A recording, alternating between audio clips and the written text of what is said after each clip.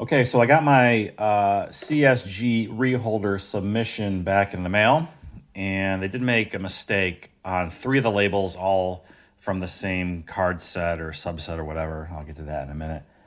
And then, unfortunately, I realized after the fact that I forgot to include my post mantle, that is CSG graded 5, in this submission. So I'll probably have to send that out at some point later on, just so everything matches. But anyway, first up is this Austin Wells, and it's good this was reholder because the original slab, I don't know what happened, but it was cracked, and I don't think it arrived that way. I might have done something to it inadvertently, but Austin Wells is probably going to be the Yankees catcher. He'd probably be called up next year. He's like 23 now, so he'll be kind of old for a prospect, but he's playing really well at the minor league level. He was promoted to AAA not that long ago. He's doing pretty good there. So, yeah, he's probably the Yankees' future catcher. So, up next is just a rando throwback Thursday card I picked up of Luis Robert. They look much better in these newer slabs. I know it's all subjective, but I like them. And here's my only non-10. So all these 10s were 9.5s, and they were converted to 10s. But here's a Staubach from 73 Tops. This is the second year, I believe.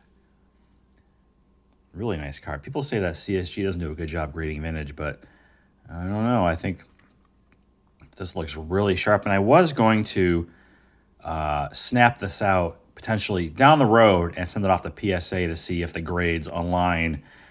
Supposedly CSG is tougher. Maybe that would bump to a 9 in a PSA slab, but whatever. That's maybe a little project I'll have in the future. Blaze Jordan Atomic Refractor 2021 Bowman. I think these are numbered to something. 100 maybe? I don't know. Atomic Refractor. And here is Anthony Volpe, Refractor, 2020 Bowman Chrome. This one is numbered to 5 or 4 of 99. It says it right there. So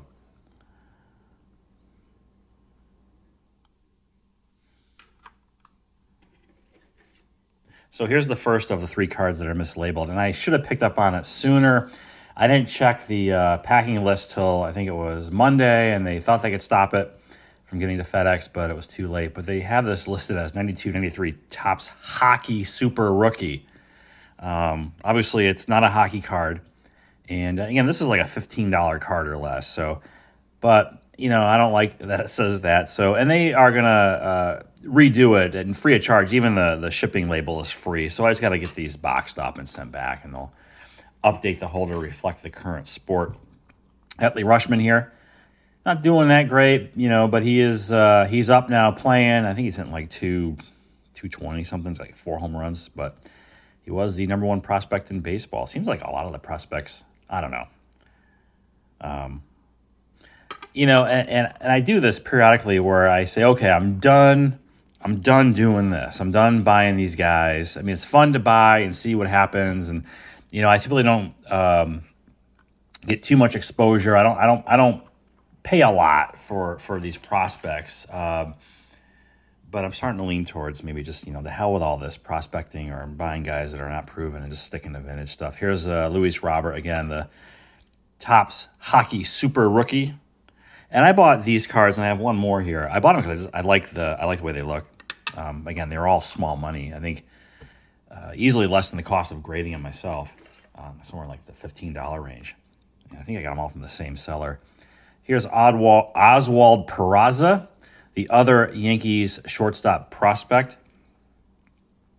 Centering is not 50-50 here, but still worth a 10. What I did was I took a photo. I'm not sure if they keep the prior subgrades online on their end, but I'm keeping them here on my end because some of these cards had 9.5s across the board, or maybe 10s and 9.5s, and I just wanted to keep note of what those cards had and what, in case I wanted to do sort of an experiment where I send them off to PSA.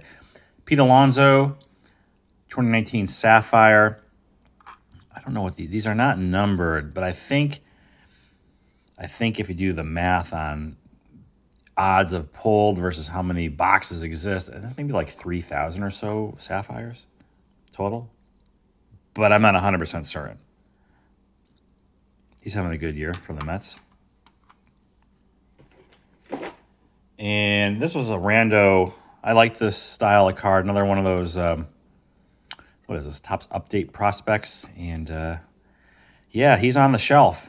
So, maybe a good time to buy Wander.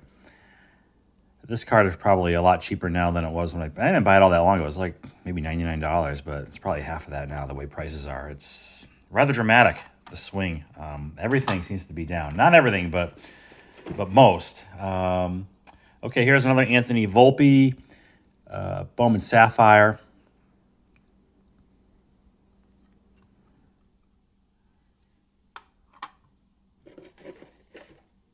So here's Mackenzie Gore. This guy shot out the gate pretty good this year. I think he was like 3-1 or 4-1, and had a lot of strikeouts. He gave him like 8 runs, I think, recently in a game, maybe the other night, and now he's 4-4, but still very good pitcher. He just had a bad night.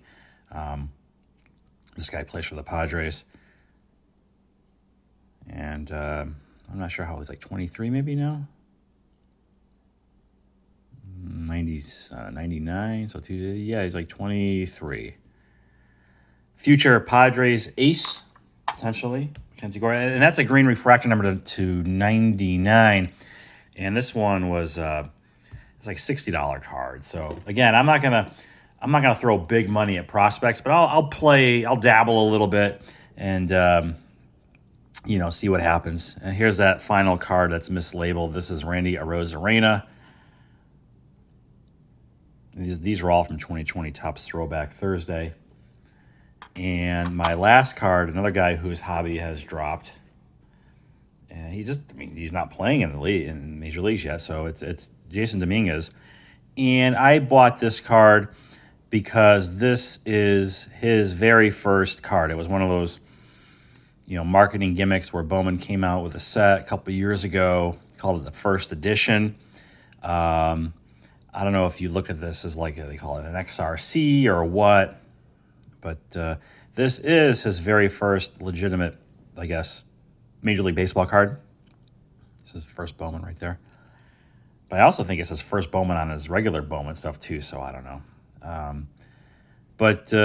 Yeah, he's also playing really well. Him and Volpe have stepped up their games a little bit, and they're still a couple years away. At least this guy is, and who knows what he'll become. Hopefully he's the real deal and not, the second coming of Jesus Montero.